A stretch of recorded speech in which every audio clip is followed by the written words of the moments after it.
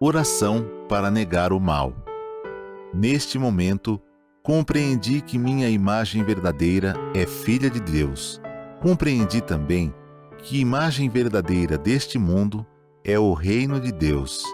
Se enxergo algum aspecto imperfeito, isso não passa de miragem.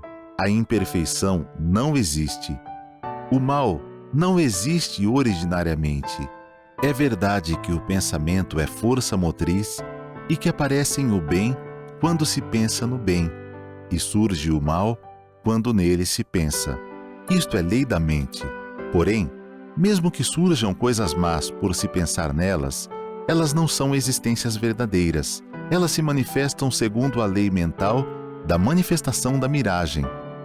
Coisas e fatos maus não são existências verdadeiras. São inexistentes e apenas parecem existir. São como as imagens cinematográficas. Mesmo que a personagem de um filme pareça morta, o ator continua vivo e sadio. De modo análogo, por mais que você pareça doentio e por mais que este mundo pareça imperfeito, essas imperfeições não existem de verdade e você continua sadio e vigoroso no mundo perfeito e harmonioso. Muito obrigado.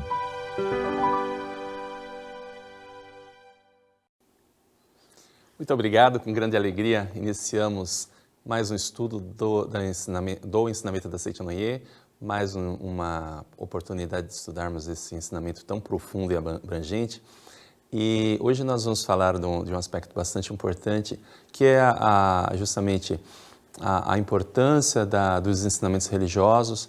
E quando a gente fala em ensinamento religioso, normalmente vem à mente das pessoas, pode vir à mente das pessoas a ideia de religiões que se contrapõem entre si, mas o fato é que as religiões elas justamente existem para nos conduzir à harmonização, ao sentido de fraternidade, de amor mútuo, de amor recíproco. E também há pouco tivemos a data dedicada aos finados. É bom que haja essas datas para que nós possamos com mais intensidade, com mais clareza, nos lembrar de alguns aspectos da vida. E é interessante que algumas pessoas têm essa visão distorcida de que a religião ela tem o objetivo de as pessoas em datas específicas tomarem algumas providências. Por exemplo, a pessoa até diz que aquela pessoa que vai à igreja 3 vezes na vida, uma que vai ser batizado, outra para se casar, e depois hoje em dia nem isso não é feito na igreja propriamente, mas teria a celebração a celebração quando ele parte para o mundo espiritual, quando ocorre a morte física. Mas a religião, ela tem um sentido muito mais profundo. Até eu trouxe aqui uma edição meio antiga, até a capinha meio amarelada, mas esse livro continua sendo editado, é o livro Filosofia da Verdade que Gera Milagres. E aqui o professor Masaharu Taniguchi escreve: a religião tem a incumbência de retirar a ilusão que está dentro da mente do homem e fazer manifestar a essência humana perfeita, tal como foi criada por Deus. Então nós fomos criados à imagem e semelhança de Deus, é dito isso, é um ensinamento que já vem do judaísmo, na Bíblia cristã, já desde o Velho Testamento, logo no livro de Gênesis está escrito que fomos criados à imagem e semelhança de Deus. Então essa imagem e semelhança, naturalmente, Deus não terá uma fisionomia como a minha, ou terá 2 braços.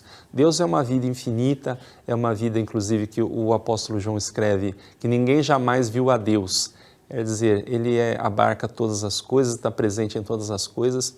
Nós podemos ver suas manifestações, mas não podemos objetivamente ver Deus, inclusive a sua natureza é insondável para a inteligência humana, mas nós podemos sentir Deus, vivenciar essa vida de Deus no nosso interior, porque sim, nós próprios somos a manifestação desta vida. Então, se é dito que nós somos criados à imagem e semelhança de Deus, não quer dizer que, volto a dizer, que Deus tenha um aspecto físico como nós temos, mas, como diz a Sutra Sagrada, Chuva de Néctar da Verdade, que é um livro sagrado da Seita Noye, então ela diz que porque Deus é amor, o homem também é amor. Porque Deus é sabedoria, o homem também é sabedoria. Porque Deus é vida, o homem também é vida. esta perfeição que nos é inerente, ela tende a buscar a sua manifestação, e a religião é que nos conduz para essa compreensão desta realidade e para esta realização. Esse é o objetivo da existência da religião, do ensinamento religioso. E aqui o professor Masaharu Taniguchi prossegue. A força de salvação de uma religião não está necessariamente no valor do seu rótulo ou no seu nome. Ficando os homens por demais presos e apegados ao nome da religião, surgem disputas religiosas. E as religiões que, por princípio, devem pacificar, ao contrário, ficam brigando entre si. Então, nós vemos cenários assim no mundo, mesmo pessoas às vezes pacíficas, mas ainda assim empreendem discussões ou têm a tendência de desprezar outros ensinamentos religiosos. Isso é uma coisa lamentável que nós vemos no mundo, mas isso justamente porque existe uma falta de compreensão da essência da própria religião. Podemos citar como exemplo a Índia e o Paquistão. A religião do Paquistão é o islamismo.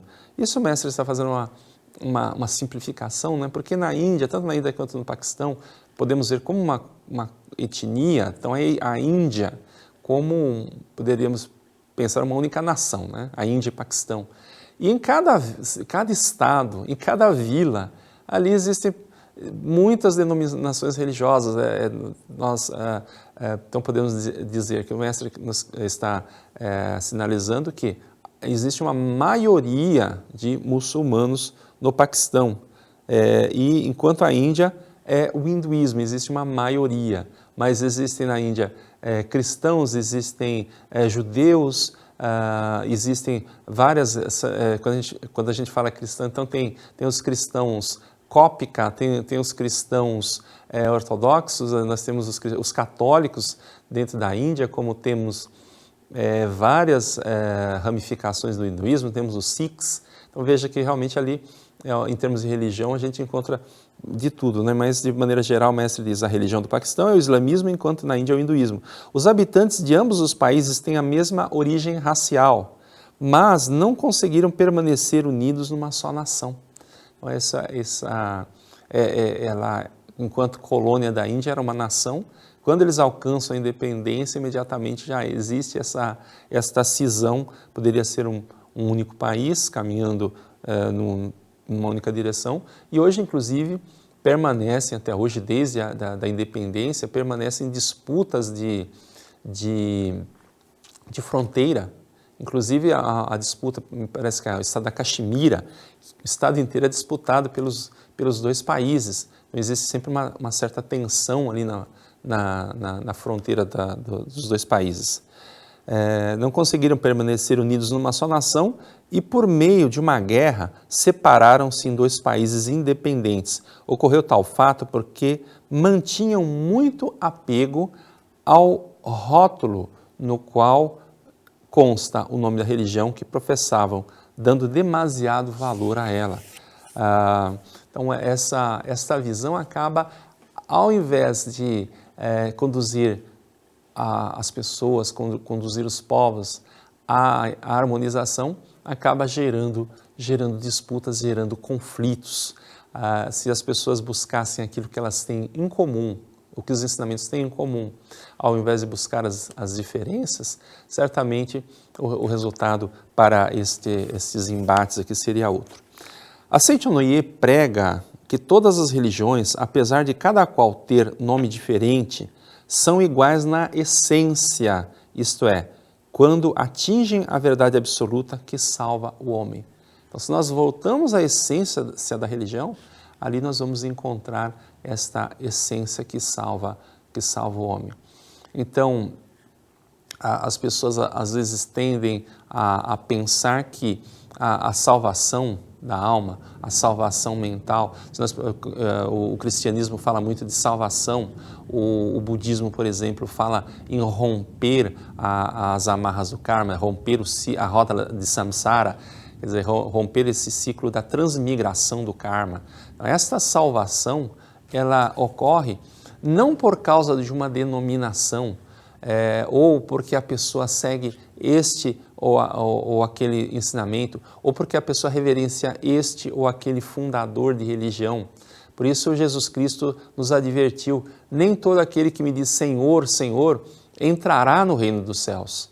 Quer dizer, então a pessoa tendo uma identificação, uma reverência e uma entrega ao Espírito de Jesus Cristo como pessoa, aí a gente ouve até a ideia, isso é legítimo, né? Mas as pessoas dizem, temos Jesus Cristo como nosso Salvador pessoal. Então Deus é o Salvador pessoal que está interessado em cada pessoa individualmente, mas simplesmente nós nos entregarmos a este Salvador e não tivermos o despertar espiritual, que é o sentido de nos derramarmos para fora do nosso ser, no sentido de amarmos os nossos irmãos, de termos esse sentido de compaixão. Eu digo compaixão não é pena, eu digo compaixão no sentido de empatia, de se colocar na posição do outro, de trazer o outro para dentro do nosso coração. É duvidoso que a pessoa encontre a verdadeira salvação, porque ele não estará vivendo de acordo com a sua própria essência. Nós somos seres criados por amor, com amor por Deus, e a nossa essência é o amor. É dito que Deus é amor, e se Deus é amor, nós também somos amor. Um ato de amor foi que permitiu a criação do universo. Um ato de amor é que permite a existência de todas as vidas. Eu não lembro quem disse isso, mas algum pensador disse que Deus, querendo se ver, ele criou o ser humano para poder olhar para si próprio. E, na verdade, é Deus que se projetou como todas as coisas, como todo o universo. E enquanto as pessoas se veem separados dos demais, não estão vivendo o verdadeiro amor. A Saint Honoré tem uma definição, eu já pesquisei bastante, mas nunca encontrei uma definição tão precisa quanto a da Saint Honoré sobre o que é o amor. A Saint Honoré nos ensina que o amor é a identidade entre eu e o outro. E quando eu compreendo que eu e o outro somos um, esse outro, não só os seres humanos, mas todos os seres da natureza, quando nós compreendermos que todos somos um, esse é o verdadeiro amor. A pessoa sentir que o outro é a extensão de si própria. Esse é o sentido do amor. E a palavra Buda, em japonês, se diz Hotoke. E existe o verbo Hodokero, que tem a mesma origem etimológica. O verbo Hodokero é o verbo derramar. A pessoa se torna um Buda, porque o Buda não é um nome, é uma condição de espírito. Por isso, o budismo é interessante. Eu não sou especialista em budismo, mas o budismo é interessante porque é dito que todas as pessoas podem atingir o estado de Buda, todos podem se tornar Buda. E há alguns segmentos, e a Saint Honoré também, falando sobre o budismo, também diz dessa forma, que na nossa natureza nós a nossa natureza já é uma natureza búdica. Então, todas as pessoas são potencialmente Buda, ou essencialmente já são Buda, e buscam essa manifestação da natureza búdica. Ou dizendo em termos cristãos, todos nós temos esta natureza crística. Quando o apóstolo Paulo tem o despertar, ele declara, já não eu vivo, mas o Cristo vive em mim. Então é pretensão a pessoa dizer, o Cristo vive em mim, se ainda nos permitimos viver achando que temos direito de odiar o outro, que temos o direito de não nos esforçarmos para manifestar o amor pleno. Mas essa palavra Hodokero quer dizer derramar-se. A pessoa está, enquanto nós estamos presos dentro deste ser carnal, ou dentro das nossas convicções, ou dentro das nossas idiosincrasias, das nossas ideologias, e pensamos o eu, o meu grupo, a minha forma de pensar, e não temos essa capacidade de empatia, de nos colocarmos na posição do outro, ainda não nos derramamos além das fronteiras do nosso pequeno eu. Então a iluminação espiritual é nós nos derramarmos além do nosso pequeno eu. Jesus Cristo, um dia eu fui participar de um debate não um debate, uma mesa de conversa. Um debate naquela ideia de contenda, né? Uma roda de conversas na Universidade FAP. Então recebemos um convite e eu fui representar a Seitonoye, e ali estavam também pessoas de outras denominações e estava um monge do budismo tibetano. E eu achei muito interessante que ele estava explicando justamente o que é esse ser búdico, o que é um Buda. Porque existe o Buda histórico que nasceu ali entre a Índia e o Nepal, ou que, segundo nos contam, era um príncipe, o príncipe Siddhartha, que busca o caminho e depois tem um despertar espiritual e alcança o estado de Buda. Mas se nós virmos na literatura budista, fala de diversos Budas. Então é um estado que as pessoas devem almejar e podem atingir. E aí esse monge explicando para aqueles jovens estudantes o que era um Buda, ele falou, para vocês entenderem, eu acho que vocês são cristãos, a maioria é cristã, Jesus Cristo era um Buda. Eu achei muito bonito ele colocar desta forma, porque o Buda quer dizer o liberto, ou o iluminado. E ele pega, alguém pode ficar ofendido, mas como ele... Isso é um pensamento, um cristão, com um pensamento muito fechado. Como que ele compara Jesus Cristo, que é Deus, comparando com o Buda? Mas olhando por outro ponto, aquilo que ele vê de mais sagrado na religião dele, o budismo, ele atribui aquilo de mais elevado para o fundador de uma outra religião. Ele se colocou dessa forma. Então, aí realmente aquele sentido de reconhecer o valor do outro. Ele, para explicar, ele se pôs na posição do outro. Esse é o verdadeiro amor. Mas aí, voltando para Jesus Cristo, nós podemos dizer que nesse sentido de derramar-se, Jesus Cristo é um Buda, porque ele derrama a sua personalidade em direção ao povo. Além do seu vaso físico, da sua esfera, ele transcende todas as limitações para chegar a todas as pessoas. E ali, pregado na cruz, ele se entrega a si próprio para, de uma maneira vicária, retirar da mente da humanidade o sentimento de culpa, de autodestruição. E mesmo ali pregado, porque como ele é emissário do Pai, ele diz, aquele que vê a mim, vê ao Pai. E ele diz que nos ensina a perdoar 70 vezes 7. Os discípulos lhe perguntam, mestre, quantas vezes devemos perdoar aquele que falhar conosco? 7 vezes?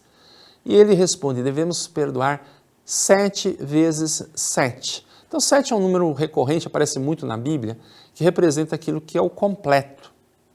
Então, ele está nos dizendo ali 7 vezes 7, perdoar infinitamente. Se ele diz, aquele que vê a mim, vê ao Pai, esse é o ensinamento do Pai, que ensina a nós homens. Se eu disse há pouco que nós somos criados à imagem e semelhança de Deus, como homens fenomênicos, é claro que temos uma série de defeitos. Temos uma série de defeitos. Esse é o belo da vida, buscarmos esse aperfeiçoamento, nos acercarmos cada vez mais dessa perfeição que nos é interior. Então, se Deus nos ensina, a nós homens imperfeitos, a perdoar 70 vezes 7, o nosso Pai que está nos céus é mundo da imagem verdadeira, Ele está aqui agora. É natural que Ele nos ensine, que Ele próprio, que aquilo que Ele nos ensina, que Ele próprio que seja esta natureza do perdão. Mas Jesus Cristo ali pendurado na cruz, Ele justamente diz, perdoar 70 vezes 7, Ele nos havia ensinado, e Ele diz assim, Pai, perdoa que não sabem o que fazem. Ali não é a necessidade de Ele rogar ao Pai que nos perdoe, o Pai é amor, o Pai é o próprio perdão. Por que Ele diz aquilo? Ele está ensinando, Ele estava ensinando.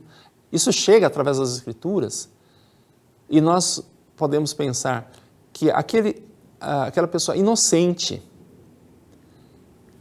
recebe a morte mais humilhante da sua época. Porque havia uma lei que um cidadão romano, por isso o apóstolo Paulo, que tinha cidadania romana, não foi crucificado. Era uma morte tão humilhante que um cidadão romano não podia ser crucificado. Jesus Cristo recebeu essa morte mais humilhante. Para termos uma ideia, os pintores renascentistas que começaram a retratar Jesus, pintavam com roupas, com aqueles panos amarrados à cintura, mas era uma coisa tão humilhante que a pessoa era pendurada nua. E ele ali, naquele momento, ele está ensinando, como dizendo, mesmo nesta situação, eu tenho essa capacidade de empatia e de perdoar. Eu digo, eles não sabem o que fazem, porque não sabem que são filhos de Deus e estão cometendo esta atrocidade. Então, no final das contas, ali, ele nos estava ensinando, esse é o sentido de realmente nós dizermos que Jesus Cristo se derramou além das fronteiras do seu pequeno eu. A Seitinoye ensina que todas as religiões, apesar de cada qual ter nome diferente, são iguais na essência, isto é, quando atingem a verdade absoluta que salva o homem. Então, esse é o ensinamento da Seitinoye. Nós temos aqui também no livro Viver Junto com Deus, a verdade em 365 preceitos. Aqui o mestre diz, todas as religiões, na essência, pregam a verdade única que salva a humanidade. As vibrações espirituais de salvação ou irradiações de salvação procedem de um único Deus ou Buda eterno, se manifestam em forma de diversas religiões. Então é importante nós entendermos isso e aí nós, como dizia no princípio, há pouco tivemos a data de finados, entendermos que é muito importante que nós dediquemos oração aos finados, mais detidamente aos antepassados, para pegar uma linhagem mais profunda, porque que nós falamos em termos de finados, a gente pensa aquelas pessoas do nosso convívio que já partiram, mas existem aqueles que nos antecederam com os quais não convivemos, mas a vida deles vive em nós. E é importante que nós tenhamos esta visão de que a vida realmente continua. Isso é uma questão de lei. Existem diferentes visões do mundo espiritual, mas uma coisa é fato, todas as religiões, porque senão não tem sentido que seja uma religião que, se bem que existem algumas correntes materialistas, algumas ideologias que, em termos de estrutura, é muito semelhante a uma religião, mas a religião verdadeira, ela pressupõe a eternidade da vida. Então, se nós cremos nisso, nós devemos realmente entender que o Espírito está sempre evoluindo, sempre aprendendo, sempre se aperfeiçoando. Nós estamos aqui estudando, nos aperfeiçoando. Seria um contrassenso nós acharmos que a pessoa ingressando no mundo espiritual, então não tem mais essa continuidade de estudos. Não existe uma linha, um ponto final, uma linha de chegada no aprendizado, no crescimento, no desenvolvimento humano. Nós, fisicamente, e até por contingência desse mundo, não é tanto uma coisa física, mas as pessoas acabam decaindo um pouco em alguns aspectos. Algumas pessoas até dizem assim, quando ficam mais velhas, dizem assim, a cabeça não está mais boa. Porque nós estamos acostumados com a agilidade mental que os jovens têm. Ou então, vamos comparar a vida com uma nascente de um rio numa montanha. Então, ela é muito ágil, é muito rápida aquela água, ela vai descendo, é uma água mais, um curso d'água assim que está só nascendo, ele não tem não é um riacho caudaloso, então o riacho da montanha ele é muito rápido, muito ágil, assim são os jovens. Aí quando ele atinge a planície, ele vai recebendo seus afluentes, quando ele atinge a planície, ele se torna um grande rio, ele não tem a mesma agilidade, as suas águas são mais plácidas, mas ele tem muito mais profundidade. Então não acho que a gente entre em decadência com o passar do tempo. Até o mestre Masaharu Taniguchi escreve em determinado livro que foi feito numa reunião, um congresso, foi proposto um teste de lógica e havia muitos estudantes, eram estudantes brilhantes, mas estavam reunidos com grandes gênios, então pessoas que já tinham dado uma grande contribuição à ciência, à cultura, e propuseram esse problema de lógica. E os jovens, de maneira geral, resolveram o problema muito mais rápido do que esses grandes gênios. E o mestre diz, isso é uma coisa natural, os jovens têm mais agilidade mental do que as pessoas mais velhas. vamos dizer mais velhas, as pessoas que são jovens há mais tempo. E é surpreendente, meu sogro tem já 92 anos de idade, a gente vai jogar jogo da memória, joga com as minhas filhas e quando ele não ganha o jogo, mas ele sai muito bem, né? Então eu vejo que ele conseguiu preservar a agilidade mental ao mesmo tempo que é uma pessoa de grande profundidade espiritual e intelectual também, né? Então, mas a vida ela se desenvolve de uma forma natural, mas quando nós saímos desse corpo, então tudo se renova e a vida vai continuando. A vida está sempre se desenvolvendo. E é importante que as pessoas também dediquem ofícios religiosos para os seus antepassados. Até a Seitonoye, ela diz assim que devemos até respeitar o ritual tradicional da família. Então é muito importante. As pessoas que estão participando aqui, que já conhecem a Seitonoye, sabem que nós temos uma forma própria, dedicando a leitura da Sutra Sagrada, a Chuva de Néctar da Verdade. É interessante porque elas são palavras modernas, palavras atuais, para transmitir a verdade. Mas o mestre diz que no lar nós podemos seguir o ritual tradicional da família, até, por exemplo, uma família cristã, se quiser também, além de ler a Sutra Sagrada, quiser fazer uma oração cristã, fazer um Pai Nosso, está ótimo, né? Como a Seitonoye tem uma forma própria de fazer cerimônias coletivas para os antepassados, que é uma forma que ela não tende muito para nenhuma religião, nem para a própria Seitonoye, além da leitura da Sutra Sagrada. A leitura da Sutra Sagrada é simplesmente a transmissão de palavras da verdade. Tem um episódio muito interessante, uma vez eu vi na televisão, assim, naturalmente eu não conversei com as pessoas, eu não sei até que ponto que este fenômeno aconteceu exatamente assim, mas eu achei muito interessante que era o diretor, esqueci o nome dele, o diretor do filme Vidas Secas, baseado no livro de Graciliano Ramos, e eles foram para o Nordeste, estavam fazendo a gravação, a filmagem, aí muita dificuldade, e quebrava refletor, e dava problema de câmera, aí um ator adoecia, aquela coisa, eles se esforçando ali para conseguir fazer as filmagens, e a coisa não evoluía, e de repente começou a chover lá no Nordeste, justamente as pessoas que leram a Vidas Secas, e alguns até viram o filme, é um filme já antigo, nós sabemos que a história se passa quando vem uma família de retirantes no sertão nordestino, muito seco, e justamente quando chove, o Nordeste é uma coisa espetacular, né? Chove, já fica tudo verde, é muito rápido, e eles tiveram que voltar para o Rio de Janeiro, e esperando enquanto o sertanejo ali rezando para chover, para manter o bom tempo para eles quando chove, né? Para manter sempre esse bom tempo, eles torcendo para ter uma nova seca. Aí voltaram para continuar a filmagem, que precisavam filmar rápido, pensando, bom, precisamos terminar isso logo, porque se cai outra chuva, aí não temos mais verba para voltar para cá. E os problemas continuaram. Em determinado momento, um técnico, acho técnico de iluminação, caiu, começou a se remexer, daqui a pouco ele levanta com um sotaque nordestino, um sotaque de alagoano, e falando, por caridade, me façam uma missa. Ele pediu uma missa.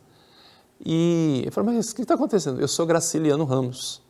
Quer dizer, como ali tudo era em termos do Graciliano, do livro de Graciliano, ele diz, eu sou Graciliano Ramos.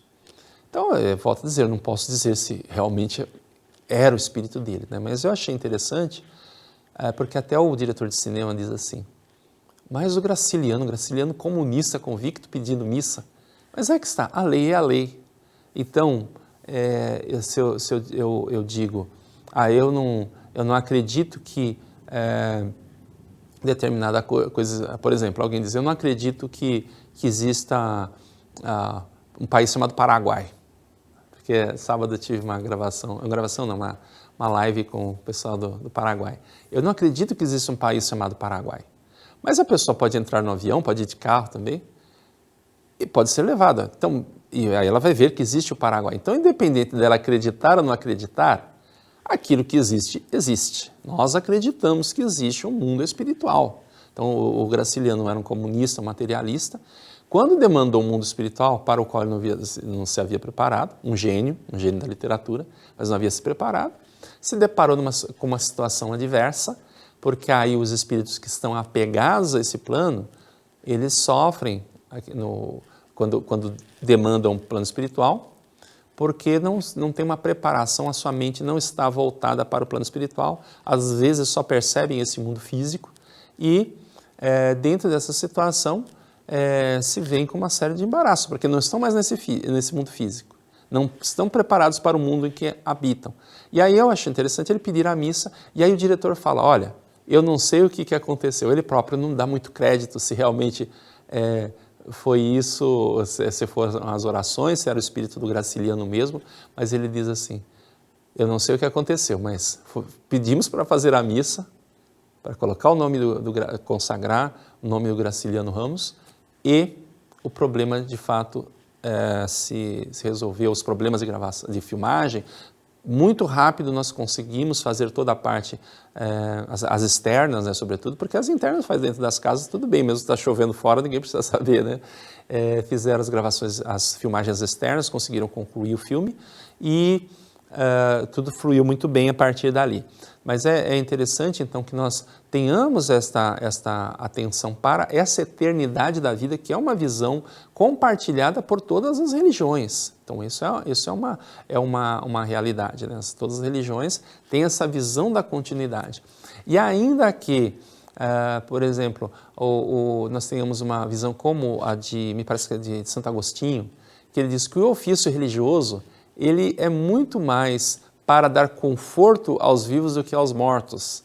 Essa é uma visão dele, então eu não posso contestar tanto a santidade quanto a capacidade intelectual dos doutores da igreja, não só um teólogo, mas um grande filósofo, mas nós não precisamos exatamente ter uma visão semelhante à dele, mas sim, o ofício religioso, ele dá conforto aos vivos, mas também, sobretudo, ele dá conforto aos espíritos.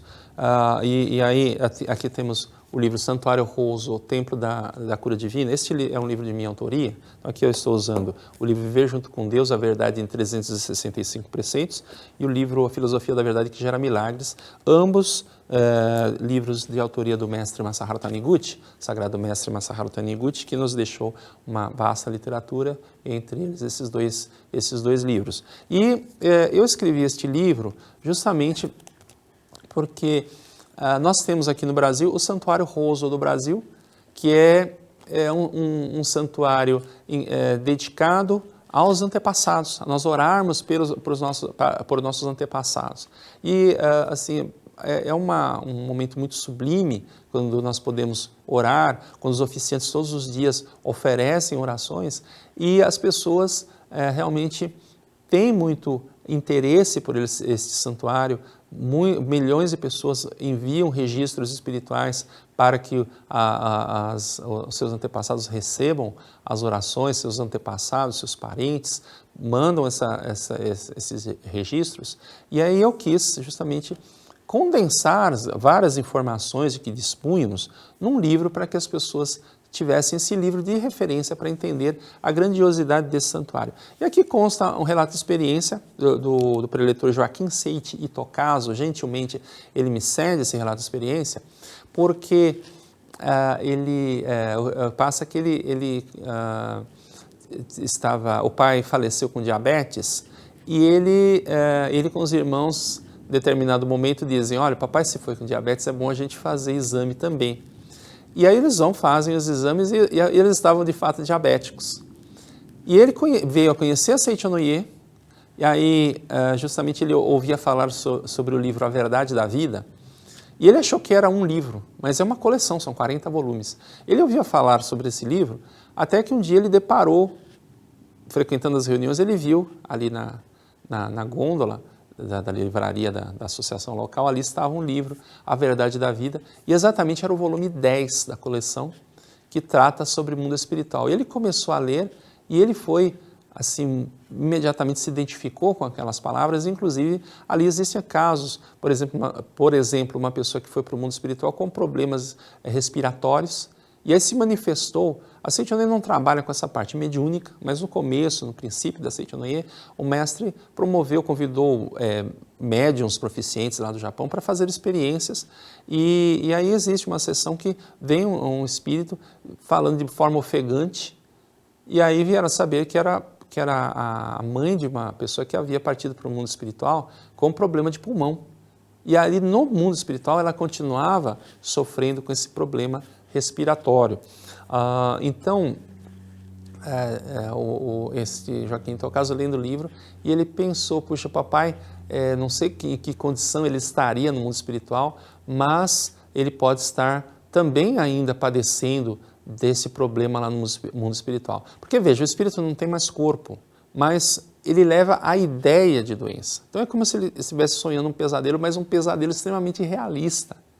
Então ele diante desta situação, o espírito começa a enviar vibrações pedindo socorro para os seus descendentes. E aí, se a pessoa tiver um pensamento, um padrão de pensamento semelhante com esse espírito, os dois começam a ter o mesmo pesadelo, vamos dizer assim. E aí, ele lendo isso, e foi se informar como dedicar oração para os antepassados. Ocorre, então, que ele veio a obter a cura, não só ele, porque ele, parece mais, eram vários irmãos, se não me fala a memória, acho que eram 6 irmãos, acho que só 3 começaram a fazer oração. Mas todos eles se curaram.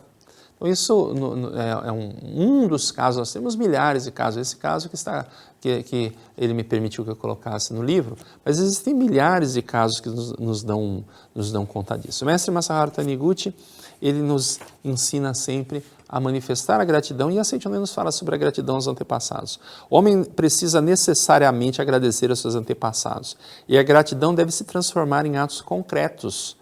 Ela não se restringe a meras formalidades, mas a devoção sincera. Qualquer pessoa, quando movida pela sincera gratidão, tem o ímpeto de retribuir.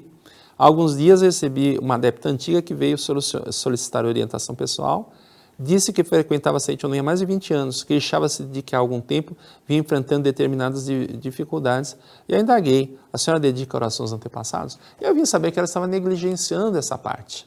Então é importante que nós tenhamos esse sentido de dedicar a oração aos antepassados. Não importa a religião que a pessoa frequente, inclusive é bom que explicar-se, eu vou seguir o caminho da Seichonoye. Então o mestre Masaharu Taniguchi nos diz que devemos explicar que a Sutra Sagrada, a chuva de néctar da verdade, que é essa que nós dedicamos para os antepassados, contém em palavras atuais a mesma verdade contida na religião professada pelos antepassados, quando ainda viviam neste mundo. Esse esclarecimento é fundamental para que o espírito possa receber a oração, porque, conforme eu disse, nós temos às vezes preconceitos religiosos, temos resistência a ouvir o ensinamento de outra religião. Então é importante que nós demos esta explicação e tenhamos este entendimento de que todas as pessoas todas as religiões, na verdade, estão caminhando para conduzir os homens à salvação. Aqui, novamente, no livro Viver Junto com Deus, o mestre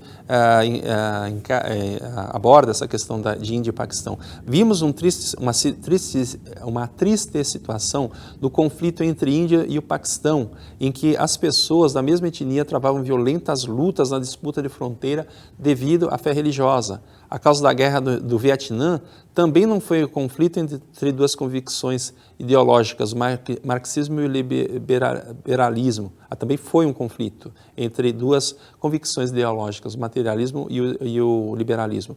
O Vietnã do Norte sustentava a convicção de que o homem só pode alcançar a felicidade através do marxismo. Seus guerrilheiros atacavam ferozmente sem temer a morte.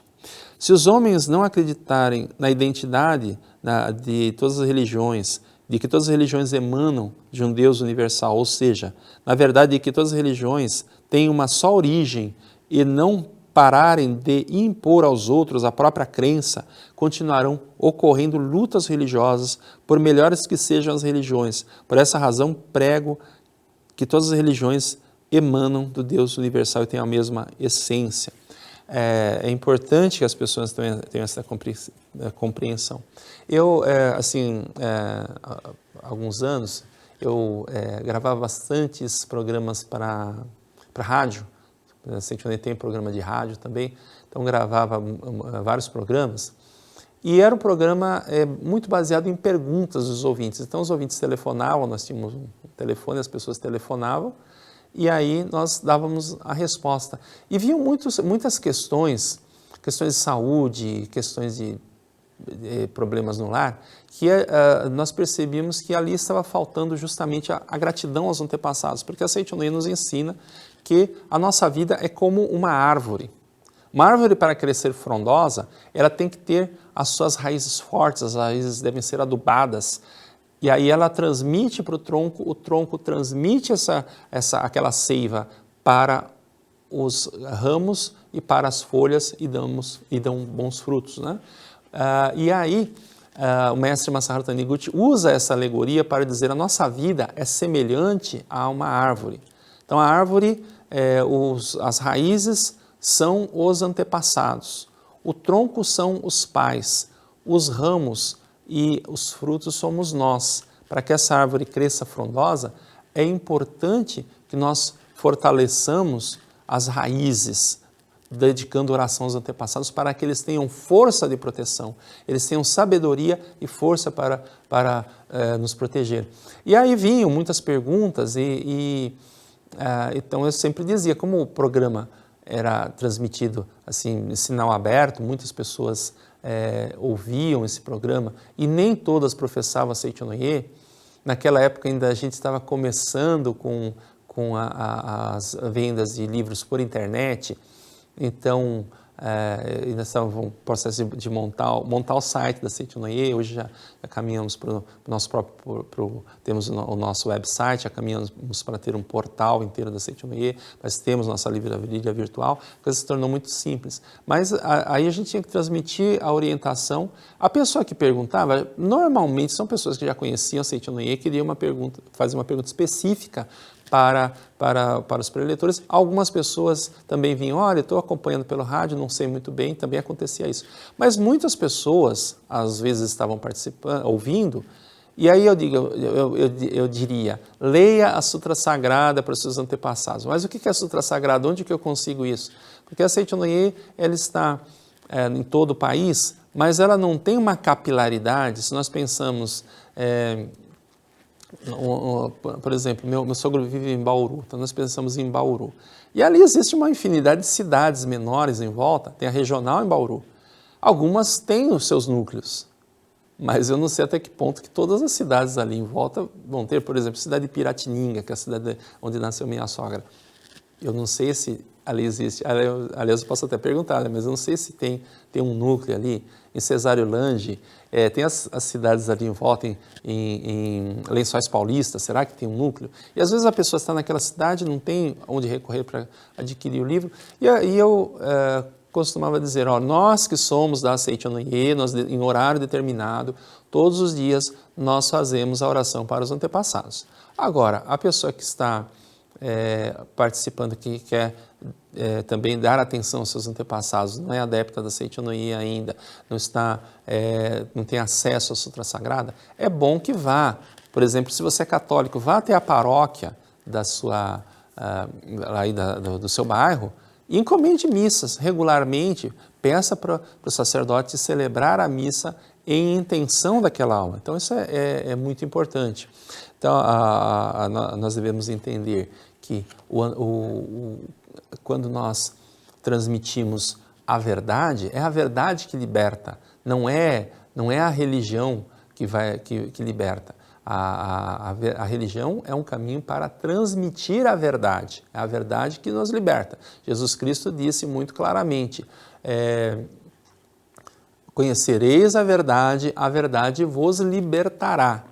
Essa verdade, ela liberta, mas nós devemos entender que ela não é patrimônio exclusivo de uma religião. E aí, os fundadores das religiões trouxeram a verdade puríssima Mas essa verdade puríssima necessitou revestir-se de certas características culturais, características de época. Por isso, as religiões acabam tendo configurações diferentes. Por isso, o Saint Honoré nos diz, vamos voltar à essência da religião. Se nós vemos, por exemplo, muitas partes do Velho Testamento, o ensinamento voltado muito para o povo hebreu, porque não havia facilidade de comunicação que nós temos hoje, e hoje em dia ainda a gente vê coisas assim, mas não é considerado ético, é inadmissível que um país pense em conquistar outro país para formar um império. Até o século XIX, até o século XX, né? Até o século XX, os países se permitiam ter colônias. Hoje é uma coisa moralmente, no direito internacional, inaceitável. Mas era uma época que os povos viviam querendo formar impérios. Então, nós vemos a própria época de Jesus, o Império Romano é que dominava a Judéia, a Galileia, toda a região da Palestina ali era parte do Império Romano. Então era natural que houvesse um ensinamento pensando, olha, vamos nos defender deles. Então os outros povos, temos que nos defender aqui. Então um ensinamento muito voltado para um determinado povo. Nós vemos também, não havia uma amplitude mental como nós temos hoje. Então, normalmente Deus aparece personificado como uma pessoa, nem sempre aparece como o princípio de lei. A Saint Honoré fala muito de lei, mas ali nós vemos que está a sabedoria dos séculos. Eu costumo dizer assim, eu costumo dizer, repetindo outros estudiosos, mas que a Bíblia é um livro, já que a gente está falando do judaísmo e cristianismo, a Bíblia é um livro de mitologia. E alguém pode pensar assim, você está contestando que existiram? Não, a questão não é essa. Jesus Cristo, efetivamente, nenhum pesquisador, se bem que não haja um documento dizendo, olha, que está a certidão de nascimento de Jesus Cristo, algo assim, não existe isso, mas nenhum pesquisador sério hoje questiona que essa personagem, Jesus Cristo, de fato existiu. De fato, ele sim existiu. Assim, agora, quando eu falo mitologia, às vezes a gente diz, isso é um mito, quer dizer que não é verdade. A mitologia no sentido de uma dimensão mítica que ela transcende o humano. Então, um livro como a Bíblia não é um livro para nós vermos historinhas do passado ou historinha de determinado povo, mas é um livro para nós entendermos a lógica cósmica. Por isso que eu digo, ele tem uma dimensão mítica. Jesus Cristo, como homem histórico, ele está limitado dentro de determinado tempo, mas como figura mítica, como figura divina, ele transcende o seu tempo. Então, essa visão é necessária para que nós entendamos a religião de maneira geral. Então, ela tem essa dimensão mítica. E nós vemos ali que, por exemplo, aí voltando ao Velho Testamento, que Satanás vai diante de Deus, entra lá onde está Deus, põe o dedo no nariz de Deus e pede para que Deus entregue a ele o Jó. E aí Deus concorda. Eu tenho minhas filhas, eu dou minha vida por elas. Então ninguém pode fazer nada, molestá-la de qualquer forma. A gente defende, qualquer pai defende.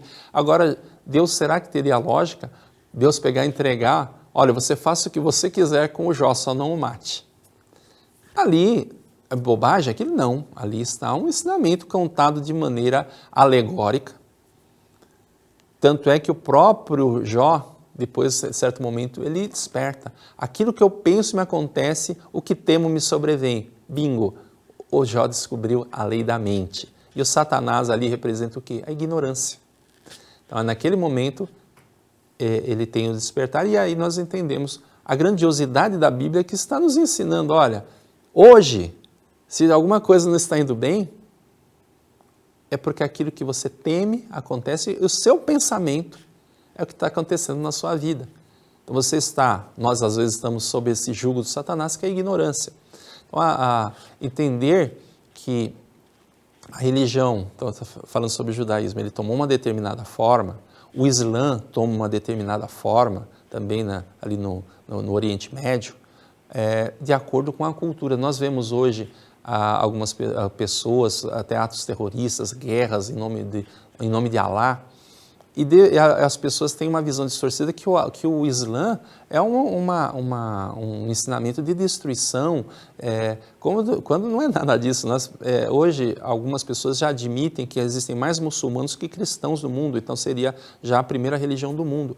E eles vivem em paz no mundo inteiro, só que existe uma minoria que faz um barulho danado.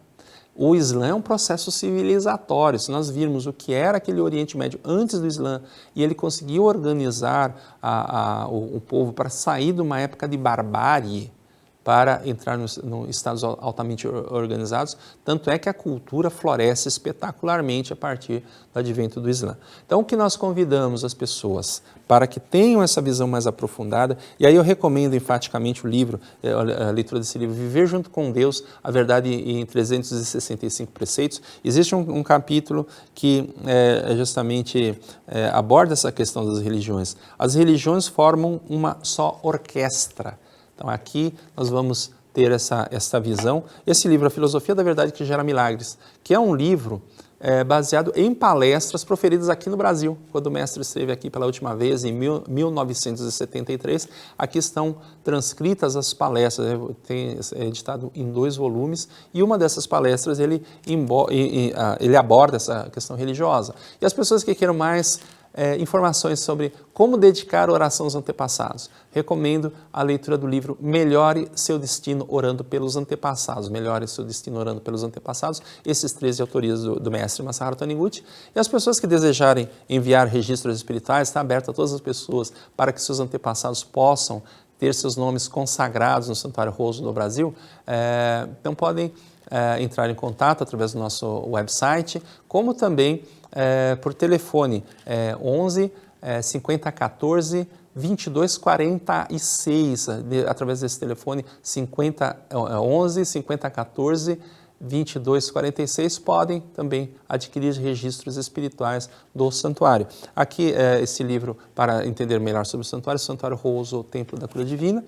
Os nossos livros podem ser adquiridos através da nossa livraria virtual, www.livrariasni, Seitianoye, né? SNI, livraria, SNI, tudo junto,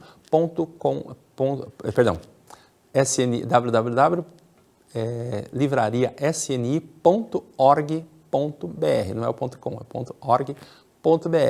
Então foi uma grande alegria poder conversar com os senhores sobre esse tema de que todas as religiões emanam de Deus universal, que elas convergem a uma mesma essência, e também esse enfoque sobre essa parte do mundo espiritual que é bastante importante para a vida de todos os seres humanos. Que toda a sua vida seja coberta de realizações e muitas alegrias, e deixamos aqui nosso abraço fraternal. Muito obrigado, muito obrigado, muito obrigado. Alegre-se, o caminho à sua frente é só luz. Seminário da Luz 2021, ao vivo via internet, 21 de novembro, a partir das 14h30. Com apenas um convite, toda a sua família será alcançada aí, dentro da sua própria casa, pela grande vida de Deus, na forma de orientações que levarão harmonia, saúde e prosperidade. E mais, juntas, milhares de pessoas do Brasil inteiro emanarão e receberão as vibrações da meditação Shinsokan de oração mútua, que a tudo e todos purifica, cura e leva ao renascimento verdadeiro. 21 de novembro, Seminário da Luz 2021. Alegre-se, o caminho à sua frente é só luz. Clique no QR Code e se inscreva, ou faça contato por e-mail, telefone ou pelo website que você vê na sua tela. Muito obrigado.